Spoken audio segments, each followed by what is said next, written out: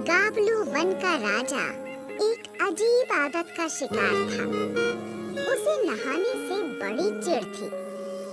दिन बीतते, हफ्ते बीतते और फिर महीने बीत जाते, पर राजा शेर सिंह नहाने का नाम भी नहीं लेता था। उस दिन तो हद ही हो गई जब जंगल के डॉक्टर वानर को लोगों ने गिरते पड़ते आते हुए देखा। वानर 2 कदम चलता, फिर लड़खड़ाकर गिर जाता। हाँ, बाप रे, इतनी बदबू, मेरी तो नाक ही सड़ गई। अभी तक रह रहकर बेहोशी छा रही है। अरे बस मैं अपने क्लिनिक तक पहुंच जाऊं। डॉक्टर वानर को लड़खड़ाते गिरते पड़ते देखकर हाथी दादा को अजीब लगा। उसने पूछ ही लिया, क्यों डॉक्टर साहब, आपकी तो अपनी तबीयत ही खराब हो गई, तो दूसरों का इलाज कैसे करोगे? अरे हाथी दादा, मेरी हंसी मत उड़ाओ। तुम्हें पता नहीं है मैं क्या भुगत कर आ रहा हूँ। अगर मेरी जगह तुम होते ना, तो तुम तो बेहोश होकर वहीं गिर पड़ते। अच्छा, भला ऐसे कौन से तीर चला कर आ रहे हो? ओहो सॉरी, आपसे तो पूछना चाहिए, ऐसे कौन से इंजेक्शन चला कर आ रहे हो? अरे हाथी भाई, महाराज शेर सिंह ने बुलवाया था। उन्हें त्वचा पर कुछ समस्या हो गई थी और वो तो होनी ही थी। पता नहीं कितने साल हो गए होंगे महाराज को नहाए हुए। इतनी बदबू आ रही थी, मैंने नहाने की सलाह दी तो मुझे ही डांट कर भगा दिया। ओ, तो अपनी जान बचा कर भागे हो? अरे जान बची कहाँ, उस बदबू से तो नाक ही रुक गई। देख नहीं रहे हो, बार बार बेहोश हुए जा रहा हूँ। खुद को एक इंजेक्शन लगा लेता हूँ, नहीं तो क्लिनिक तक नहीं पहुँच पाऊंगा। डॉक्टर ने अपना बैग खोला, एक इंजेक्शन निकाला और खुद को ही लगा लिया। हाँ, अब ठीक है, अब कुछ तबीयत संभली मेरी। इंजेक्शन लगाने के बाद डॉक्टर वानर की तबीयत कुछ ठीक हुई और वो संभल कर अपने क्लिनिक की ओर बढ़ने लगे। वानर तो चला गया, पर हाथी दादा सोचने लगे, बात तो सही है। हमारे राजा ने तो ना नहाने का रिकॉर्ड ही बना दिया है। उनके शरीर से निकलने वाली बदबू दूर दूर तक फैलने लगी है। महाराज को किसी न किसी तरह नहलाना ही होगा। अगर मैं और मेरी बिरादरी वाले ये काम कर दें, तो जंगल में हमारा बड़ा नाम हो जाएगा। ये सोचकर हाथी दादा ने अपनी बिरादरी के 3 हाथियों को अपने साथ लिया और राजा शेर सिंह के पास पहुंच गए। शेर ने जब बिन बुलाए 4 मेहमानों को देखा, तो उसकी त्योरियां चढ़ गईं। किस लिए आए हो? महाराज के सारे बाल धुलकर साफ हों। क्या बकते हो? ओह, माफ कीजिए महाराज, मैं कह रहा था कि महाराज का इकबाल बुलंद हो। वो तो तुम नहीं कहोगे, तब भी होगा। अभी क्या कहने आए हो, वो कहो। महाराज, हमने नहान सर्विस शुरू की है। नहान सर्विस? ये क्या है? जी महाराज, अगर किसी का मन नदी पर जाकर नहाने का नहीं है, तो उसे हम घर पर जाकर नहलाएंगे। बाकी हाथियों ने कहा, जी महाराज, हम अपनी अपनी सूंडों में पानी भर कर लाएंगे और फिर पानी की फुहारें निकालकर उसे नहला देंगे। हम नदी में से वहाँ से पानी लेंगे जहाँ पानी सबसे साफ है। हमारी नहान सर्विस में नहाते हुए ऐसा लगेगा जैसे 5 स्टार होटल के फव्वारे चल रहे हों। जी महाराज, हमारी नहान सर्विस का पहला शावर हम आपकी सेवा में पेश करना चाहते हैं। वो भी बिल्कुल फ्री, क्योंकि आप हमारे महाराज हैं। मुझे नहलाने की बात कर रहे हो? मैं तुम्हें नहीं छोड़ूंगा। अगर तुमने मेरे ऊपर पानी डालने की कोशिश की तो जो सबसे पहले अपनी सूंड से मेरे ऊपर पानी डालेगा, मैं उसकी सूंड काट डालूंगा। भागो भागो। हाथी दादा की तरकीब भी काम नहीं आई। उनका नहान सर्विस वाला आइडिया फुस हो गया। चारों अपनी जान बचाकर बेतहाशा भागे। सुघड़ उल्लू जंगल की खबरें अपने अखबार में छापा करता था। उसके रिपोर्टर ने उसकी मेज पर राजा के ना नहाने की रिपोर्ट रखी थी। सुघड़ उल्लू ने रिपोर्ट उठाई और पढ़ने लगा। जंगल के राजा शेर सिंह को नहाए 3 महीने हो गए हैं। उन्हें त्वचा रोग भी हो गया है। उनके शरीर से भयंकर बदबू आने लगी है। अभी बारिश का मौसम दूर है, पर बारिश हुई और महाराज अपनी मान में चले गए तो कैसे साफ होंगे? जंगल की भलाई के लिए अब राजा शेर सिंह को नहा लेना चाहिए। सुघड़ उल्लू ने रिपोर्ट एक तरफ रखी और सोचने लगा। छापूं कि ना छापूं, छापूं कि ना छापूं। छाप देता हूँ। आखिर ये तो सारे जंगल की भलाई के लिए है। और सुघड़ उल्लू ने अपने अखबार के फ्रंट पेज पर ये खबर छाप दी कि राजा 3 महीने से नहाया नहीं। जब अखबार हाथी दादा के हाथ में पड़ा तो वो खुश हो गए।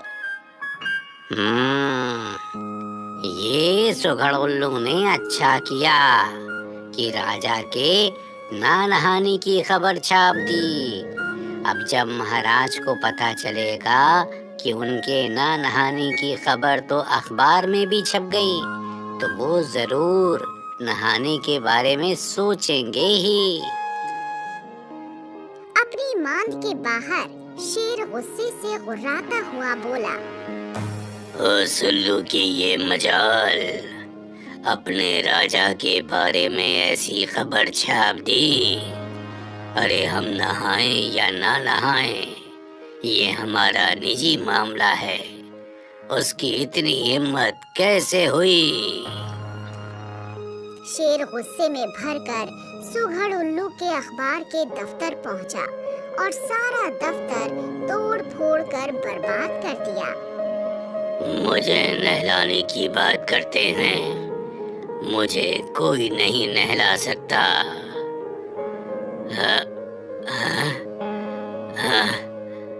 अरे ये खुजली क्यों हो रही है मुझे?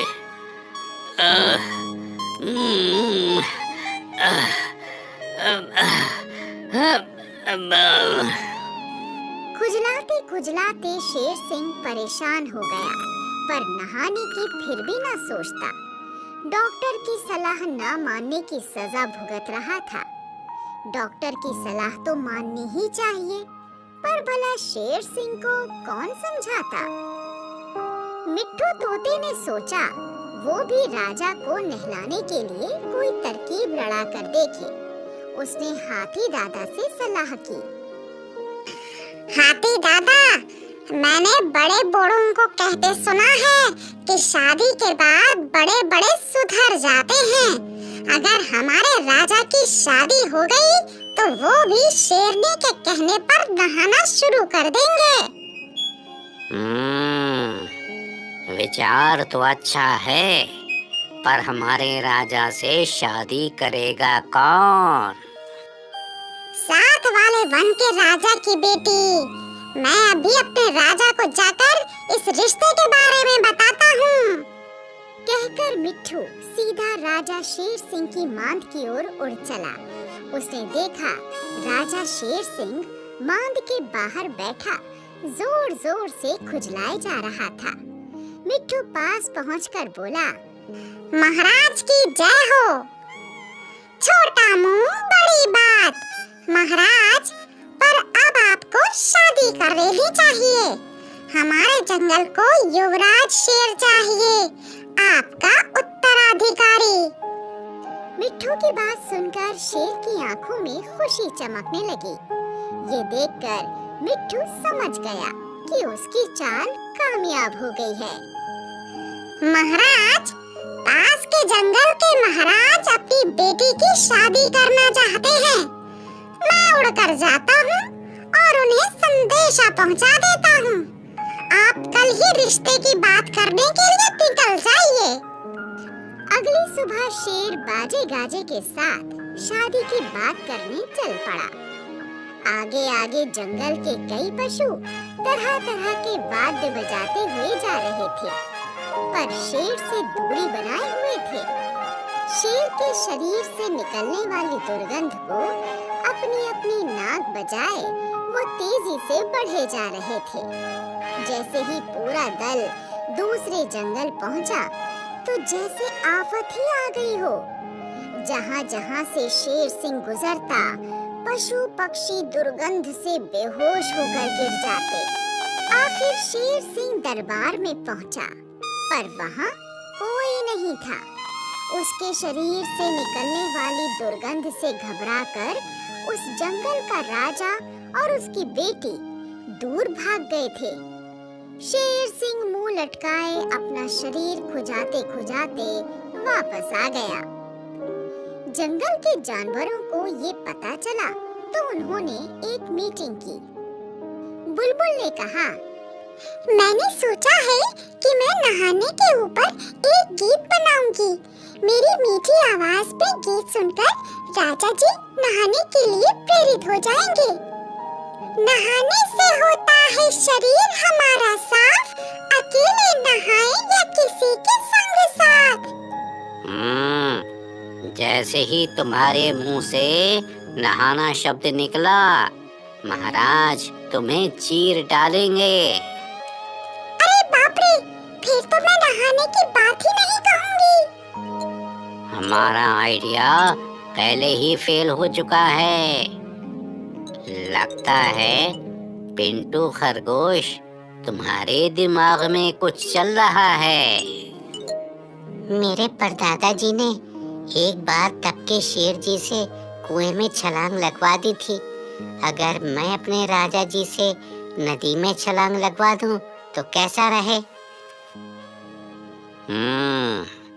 ये अच्छा रहेगा। हम चारों हाथी किनारे पर पहले से तैयार रहेंगे। उन्हें डूबने नहीं देंगे, फौरन निकाल लेंगे। बस योजना के अनुसार पिंटू राजा शेर सिंह के पास पहुंच गया। महाराज, आपका वो दुश्मन शेर हमारे राज्य की नदी तक आ पहुंचा है और नदी में छिपकर बैठा है। कह रहा है रात होते ही हमला करेगा और हमारे राज्य पर कब्जा कर लेगा। उसकी ये मजाल। तुम मुझे बताओ, वो कहाँ छिपा है? उसे तो मैं देखता हूँ। आइए महाराज, आइए। पिंटू शेर सिंह को लेकर नदी के किनारे पहुंचा और बोला, महाराज यहीं अंदर छुपा बैठा है, आप खुद देख लीजिए। जैसे ही शेर ने नदी में झांका, उसे अपनी परछाई दिखाई दी। वो गुस्से में गुर्राया। तो तू है, अभी बताता हूँ तुझे। ये कहकर शेर ने नदी में छलांग लगा दी और छपाक छपाक की आवाज के साथ उसका शरीर साफ होने लगा। हाथी दादा अपने साथियों के साथ पहले से तैयार थे। उन्होंने अपनी सूंडों से पकड़कर शेर सिंह को नदी से निकालकर किनारे पर खड़ा कर दिया।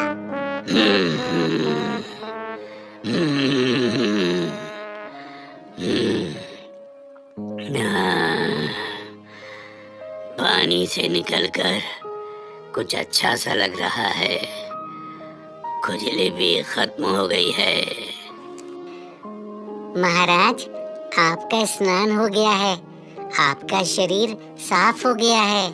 हाँ महाराज, अब आपकी शादी आसानी से हो जाएगी। मैं कल ही तुम्हारा संदेशा पहुंचाता हूँ। शेर शेरनी सजे धजे हैं। सभी जानवर नाच गा रहे हैं, बाजे बजा रहे हैं। महाराज को शादी मुबारक हो। सुघड़ उल्लू से बोलो कि जंगल टाइम्स में हमारा आदेश छाप दे। सभी अपने स्वास्थ्य का ध्यान रखें, अपनी साफ सफाई का ध्यान रखें और डॉक्टर की सलाह जरूर माने। जो आज्ञा महाराज।